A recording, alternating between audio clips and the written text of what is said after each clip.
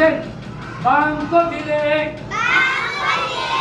প্রথমে প্রশ্ন আমরা লিখিব অতএব অতএব লেখার পরে দ্বিতীয় লাইন বা দেব খালি ঘর দিব সমান সমান দিব বড় অঙ্ক নিয়ে আসবো এরপরে ভাগ দিব এরপরে ছোট অঙ্ক বসাবো এরপরে নামটা পারবো চার অঙ্কে চার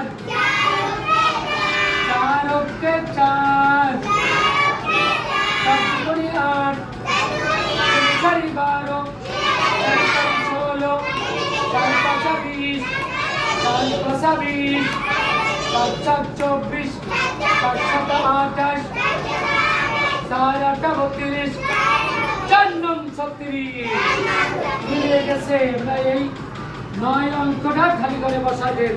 আমরা খালি ঘর সংখ্যা পেয়ে গেছি। এবারে উত্তর হয়ে গেছে, অতএব মানে উত্তর হয়ে গেছে।